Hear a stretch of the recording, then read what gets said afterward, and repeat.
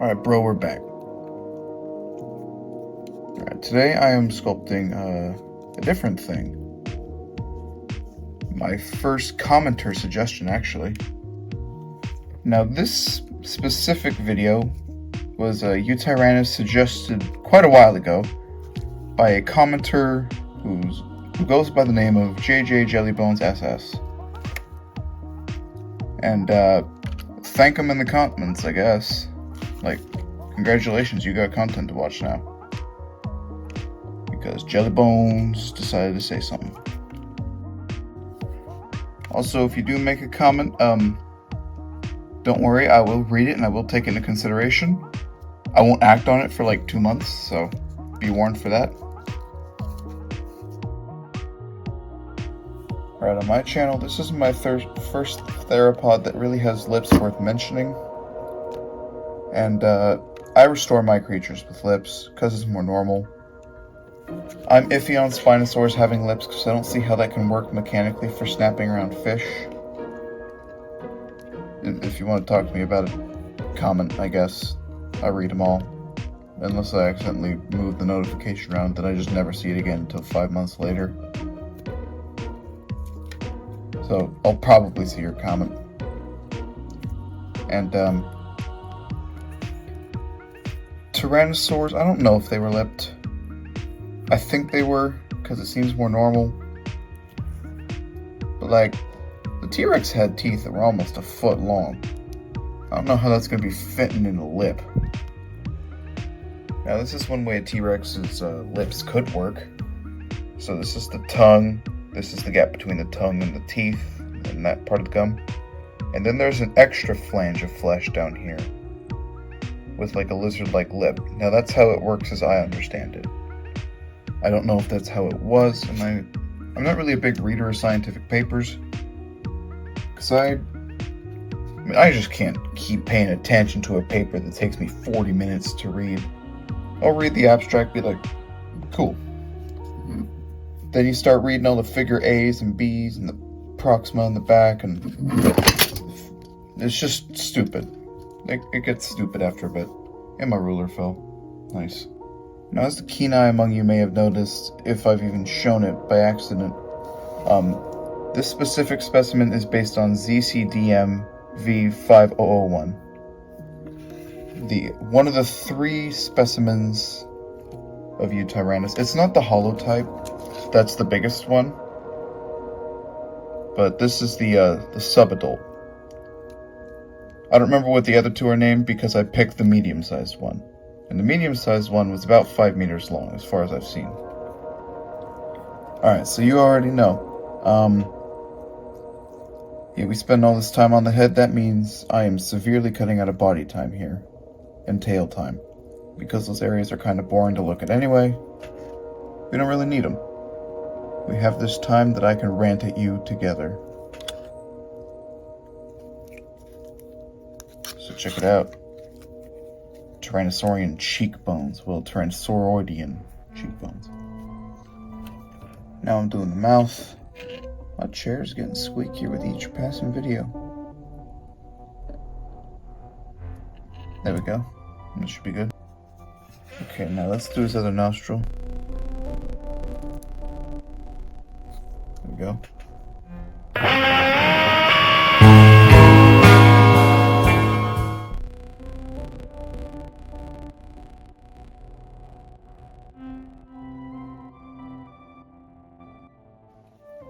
Here we go. The eye. Or at least what will become the eyelid.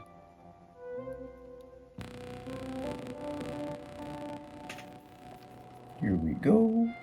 Eyes back in. I should probably do more lapses. Neck. An important thing for dinosaurs because it holds up their big heads. Or in the case of sauropods, their extremely tiny heads.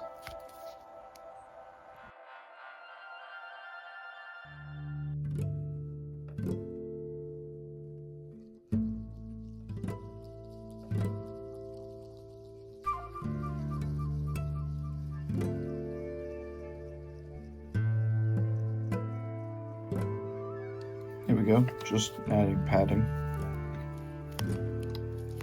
So here I'm just going to do some basic fur feather texture with the long emu-like strands of the Yutyrannus.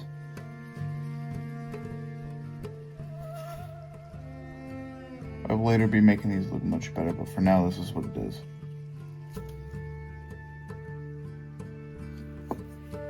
So I'm adding these bigger feathers because referencing off of an emu gives you very raggedy feathers, even though they're not on the head.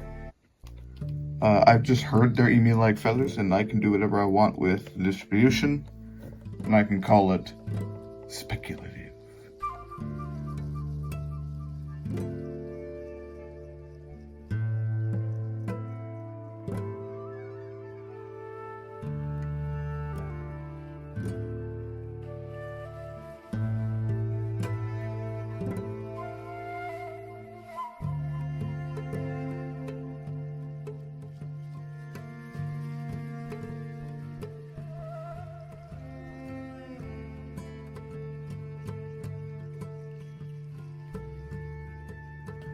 Alright, to wrap up tonight, I'm going to show how I did the feet. You just squish on this clay piece, and then you fiddle around with it for 30 minutes because it's around a heavy wire that's been wrapped in little wire.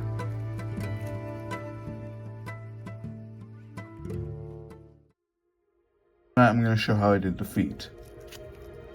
You just squish on this clay piece, and then you fiddle around with it for 30 minutes because it's around a heavy wire that's been wrapped in little wire.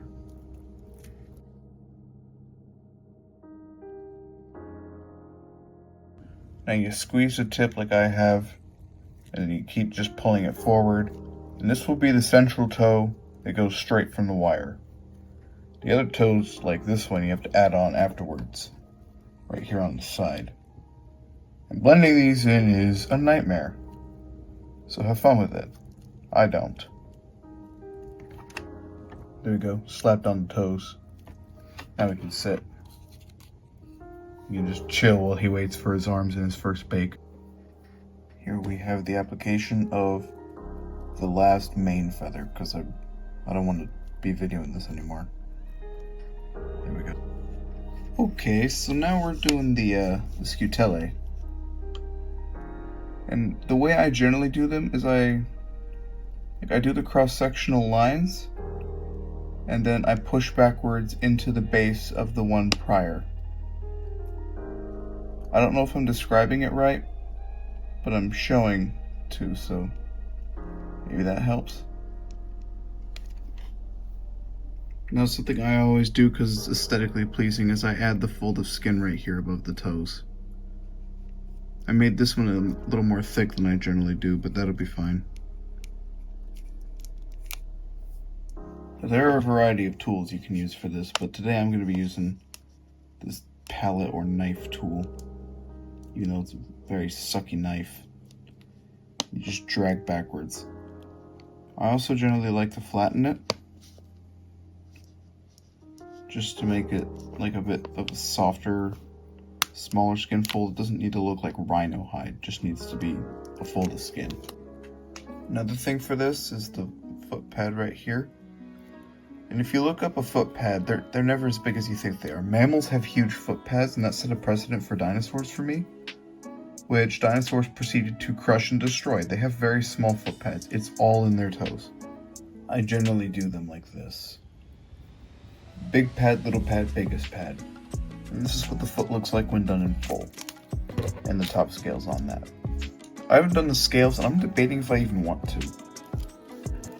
I don't know how much it will add and how deformed the toes will be when I do the scales, because the toes move around a lot, more than anything else.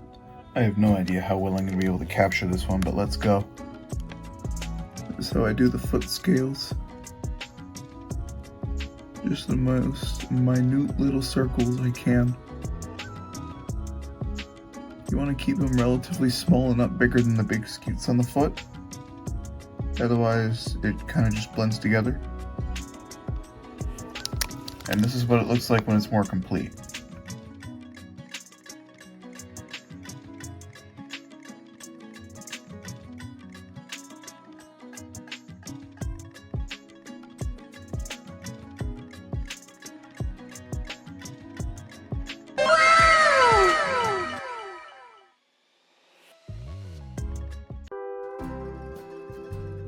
time to sculpt the central digit of the hand.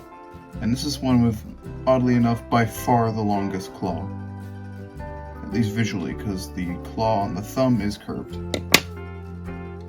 So you go ahead and score that with the pin tool, and then you pinch this out far forward in order to get this claw-like shape.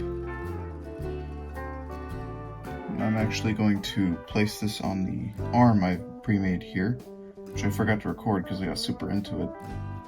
I actually had to pull off the original mock-up for this finger because I realized I wasn't recording, and I needed to start doing so. And here's what a more finished claw looks like, but this one is in the beginning stages. One more thumb claw left, and then I don't have to deal with hands anymore. Finger touchdown. Here we got the thumb on here that I made off screen, with its curved claw as opposed to the straight claw of the middle finger and the tiny claw of the last. Very similar to Megaraptorans, oddly. Okay, so relatively important to the finger are the finger pads beneath it that are likely, although we can't really tell based on bird wings. But like, it's basically impossible they didn't have them. And you get this by flattening a piece of clay on the bottom and then pressing it into the side. Alright, to finish off the fingers for now, a relatively big finger pad for this one. And these two can have smaller pads, I don't really need them to have bigger ones. And this one just isn't big enough to have any sizable finger pads at all. I have now more perfectly smoothed his form and added body flesh. I'm going to do a pectoral muscle. Alright, smoothing out the pectoral muscles.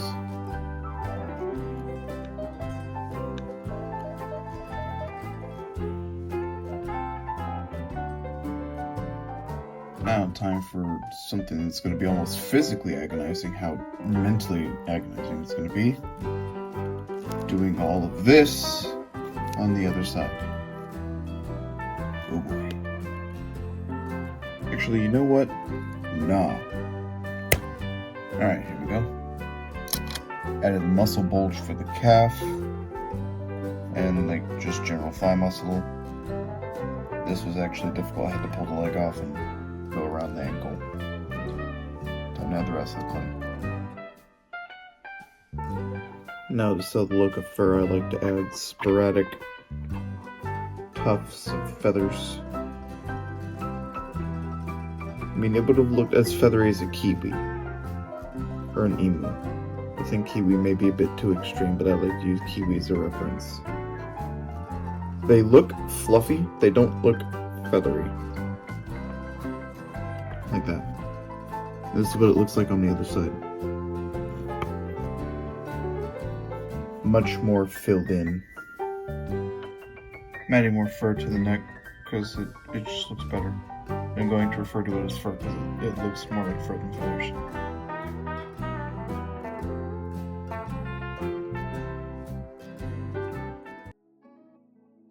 Alright, ladies and gentlemen, this is the final stretch. All I gotta do now is just pad up the tail.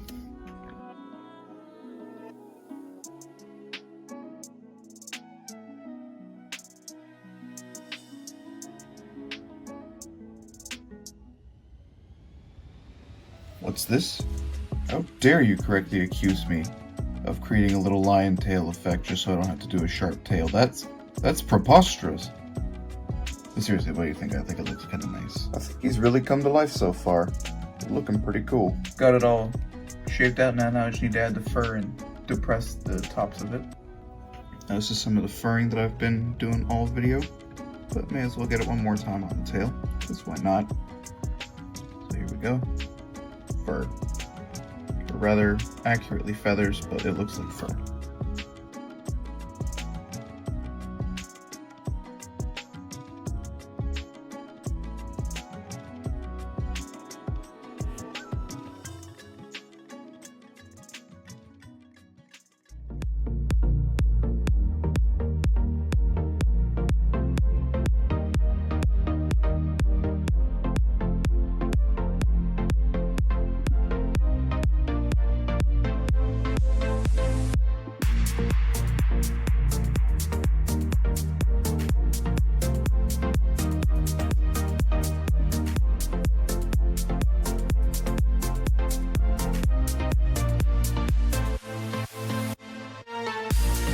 Alrighty, remember to like, subscribe, and share. And make sure to be subscribed, because my next sculpt is actually something most paleo enthusiasts would not want to miss. I'm foreshadowing there, but it's quite cool in my mind.